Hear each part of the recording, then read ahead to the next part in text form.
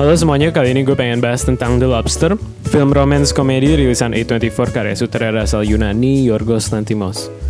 Film ini merupakan film pertama beliau dalam bahasa Inggris setelah sebelumnya ia membuat Dogtooth, filmnya yang mendapatkan international recognition pertama kalinya sampai dapat nominasi Best International Feature Film di Academy Awards tahun 2010 ya. Oke, sebelum gue lanjut, gue harus ingetin dulu bahwa pembahasan ini akan penuh dengan spoiler. Nah, jadi The Lobster itu bercerita tentang David, seorang pria middle-aged atau paruh baya yang baru aja berpisah dengan istrinya.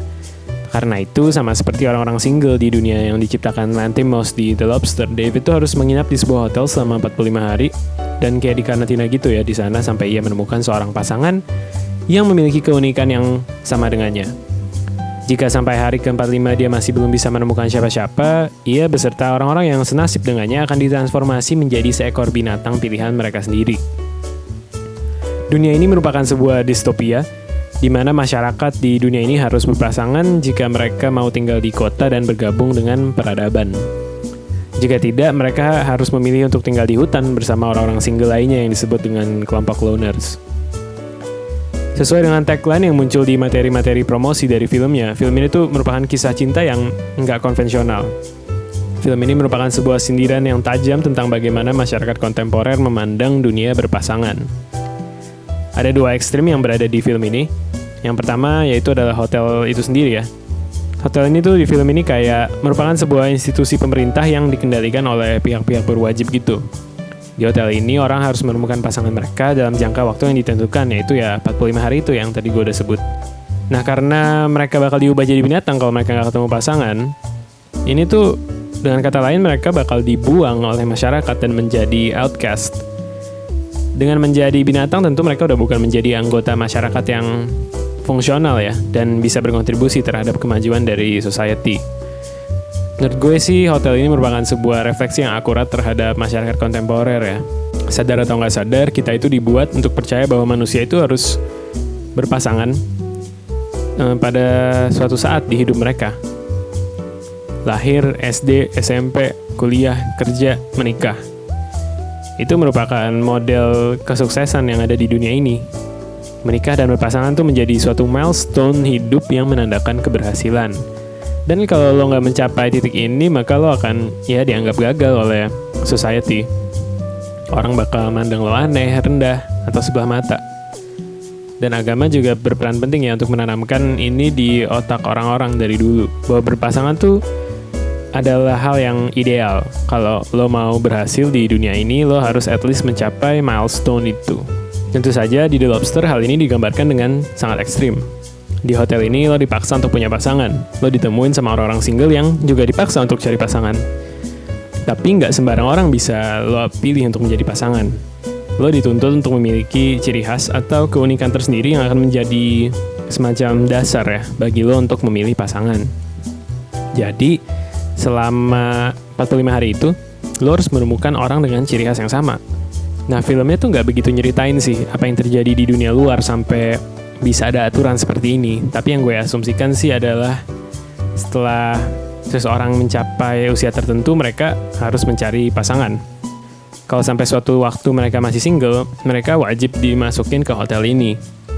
Begitu pula juga dengan orang-orang yang udah punya pasangan, tapi berpisah di satu titik, kayak David.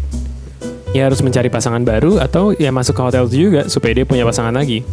Intinya, society di dunia distopia yang diciptakan Yorgos di film ini terobsesi dengan ide itu, berpasangan. Dan ini menyeramkan banget sih buat gue, karena meskipun ini merupakan sebuah efek hiperbola atau menunjukkan sebuah skenario ekstrim ya, tekanan dari masyarakat untuk berpasangan tuh sangat nyata.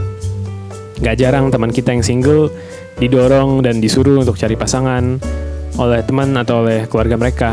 Bahkan budaya kita cenderung untuk kayak comblangin orang yang kita pikir cocok kalau jadi pasangan gitu ya. Niatnya baik sih, tapi ya menjadi single itu kan bisa juga merupakan sebuah pilihan gitu ya.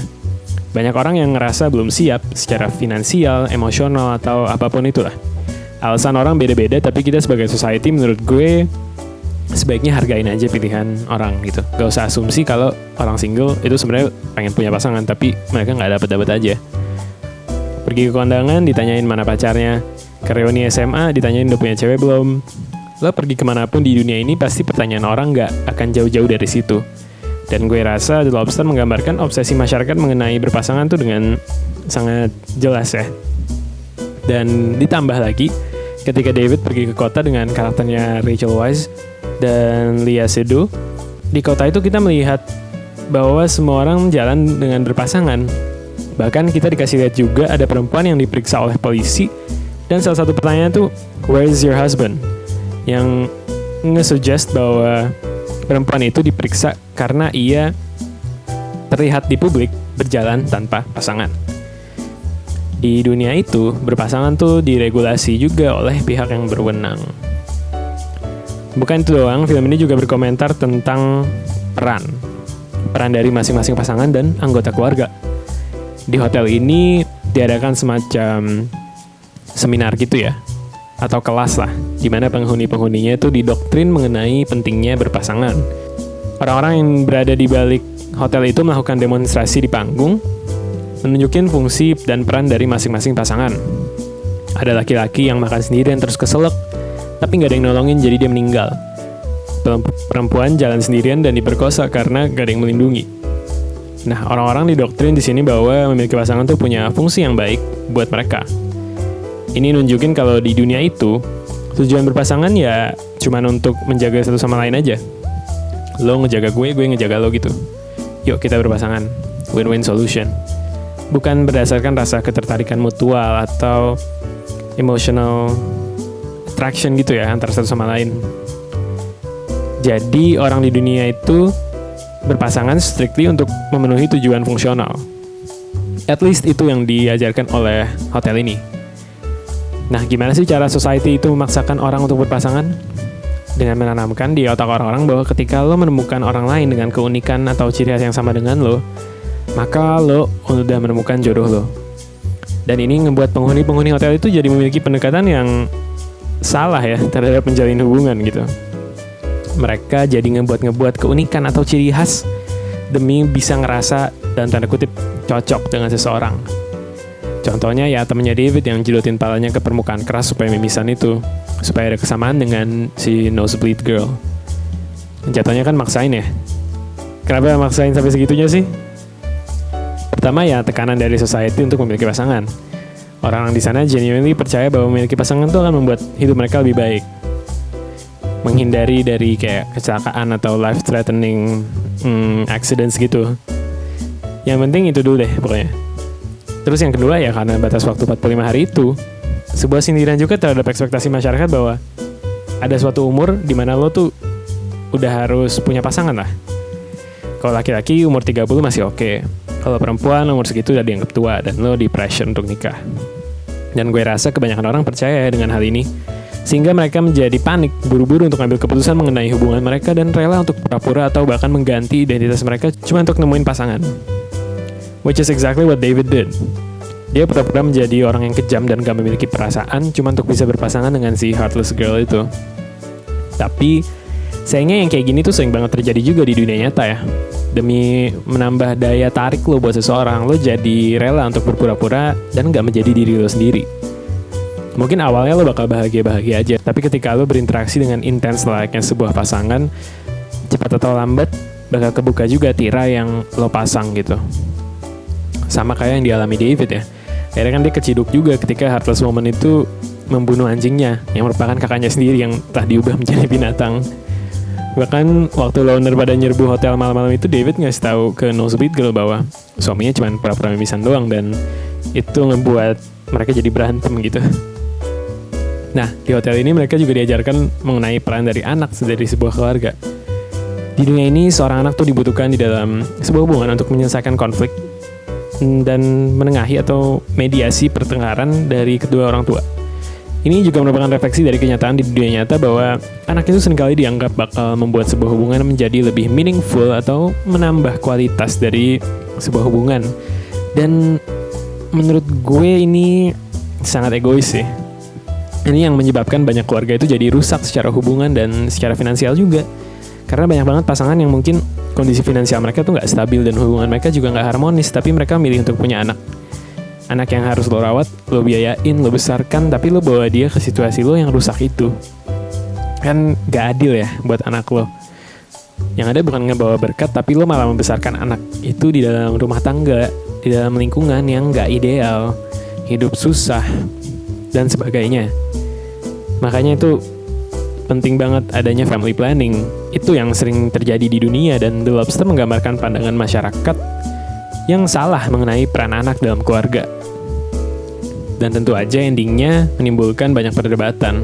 Apakah David mencungkil matanya beneran demi memiliki kesamaan dengan karakternya Rachel Weisz, atau dia malah kabur? Gue gak tahu pasti, tapi kalau menurut gue sih kayaknya dia kabur ya. Menurut gue pertama dia gak berani untuk congkel matanya. Terus kedua dia juga jadi percaya bahwa dia gak memiliki kesamaan lagi dengan Rachel Weisz, karena Rachel Weisz itu udah dibikin buta. Karena kesamaan mereka kan sebelumnya adalah mereka sama-sama short-sighted ya. Nah gara-gara ini David ngerasa hubungan mereka gak bisa berlanjut. David itu udah convinced kalau mereka gak memiliki kesamaan dan mereka gak bakal bisa bareng. Entah kenapa kayak lebih pas aja gitu ya filmnya kalau diakhiri kayak gini. Karena David benar-benar udah di brainwash oleh society yang mengelilingi dia.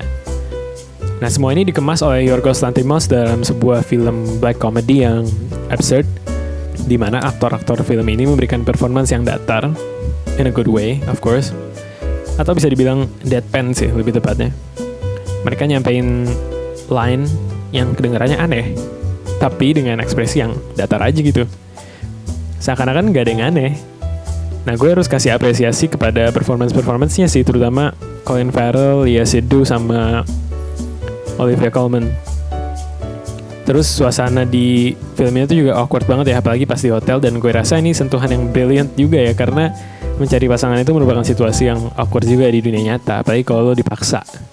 Sepanjang film ini gue bingung sih sebenarnya gue harus merasa apa, antara kocak, kaget, jijik, atau terganggu, itu semua campur aduk. Dan gue suka banget ketika sebuah film bisa membuat audiensnya merasakan hal-hal ini. Gue rasa secara audio dan visual, semua aspek dari film ini juga saling mengkomplement satu sama lain ya. Tone warna yang rada abu-abu itu menambah kesan ya distopia dan kedataran dari suasana filmnya. Dan skor musik klasikal yang terdengar menusuk itu juga membuat suasananya jadi kayak dingin gitu. Pas banget ya pokoknya. Dan pada akhirnya The Lobster itu merupakan refleksi yang akurat tapi juga menyeramkan tentang masyarakat kontemporer yang terobsesi dengan idea berpasangan yang disampaikan dengan kemasan black comedy absurd dan canggung. Alias The Lobster adalah salah satu film romance terbaik yang pernah gue tonton. Menurut kalian gimana? Tulis ya di kolom komentar pendapat kalian tentang film ini. Jangan lupa like video ini kalau kalian suka, dan subscribe juga ke channel kita untuk dapetin konten-konten seperti ini lagi.